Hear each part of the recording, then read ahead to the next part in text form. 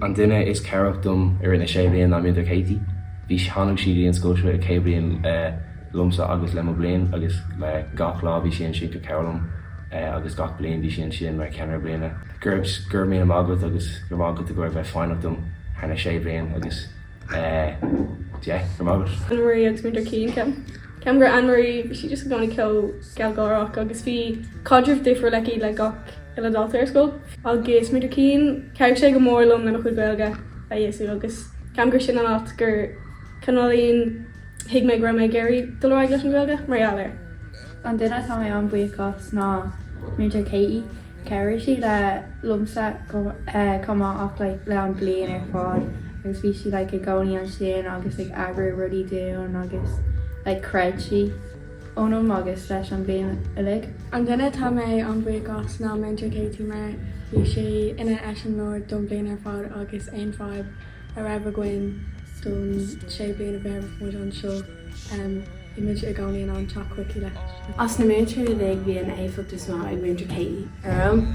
I gcóí san nuair nach ceap mé raibh mé an mar ag gna dhéanamh bhí si a gáí ann chun ráig táin an é anamh nó spreag á thuirtum. Tá muidir Katie just i gcóí an sin a gur gachtainna agus a gcóí an sin a gur chun taú leat agus just a gcóí an sin tá leat.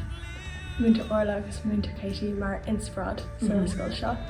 Darhan muintir Fiona, rinne si gach dom realistically. Ó blin tríráid darhan, just carry si go málam.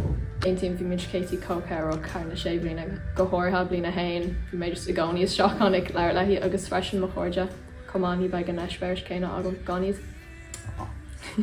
Dus gur mága gotí muidir Katie le an ceir go leir a thug si gotí gasan is blian. Nuair an muid ag mothúd faoi stras nó nuair a duine díhain chun caiine. Bhálam gur mágat rá ag bríd an SNA is í muintir a bhí agam saníar agus bhí sé gáí an le leir le fiú a bunscoil agus é manscoil má bhí 5 agam agus bhí si an ceirech. Bhí buachlinn gur mágat rá faoi muintir Katie. Ceirigh sí linn le gachróid agus is féidir linn caiint lehí faoi éimid agus ní déanam mit dermid fiút. Bhálam má buchas a gceáil le muintir Katie agus muintir Fiona. Bhí sibh mar ó darháin agus mé ar scoil, Sppraag sibh mé chun níos mó agus chun chuid obair a dhéanamh. Bhhailm gur má rá ní muidir Katie chun go gáire. Ní muna rás agah ceirigh siúlam go mór trí na dábhlaon an gábhlaon seo agus mu réimarítí an ceir freisin go. Bhhailm gur máid rá chuig muintir Joseph ar chunar sé ceathrú blion beidir. Cé blion a raibh muintir Joseph agan agus bhí scanrarm brevesin just fiú bhí mé fósach le cúí dé ach carigh sé go mórlam agus fiú bon méid tana bhás an tionscna a chóga mar si just granver pí crackra an leat ar má a socht chuil a lá ag dul a cuimhne céhéad lá ó fácií agam. Arís ó céad blion go dtí sé blion beidir muintir Katie tá méid tar éis go leir agam maithí. Muintir Katie arís rééis mu a sppraga an na sé blion an lá tá sé bad cótábhaach ar riidir sé sin agus tá cóbuí a cosí. I gcóí bhí fur an ranglíir có taúil agus cócardúil Tracy comá. Muintir Siobhan, muintir Katie tá lá daine ar an list seo.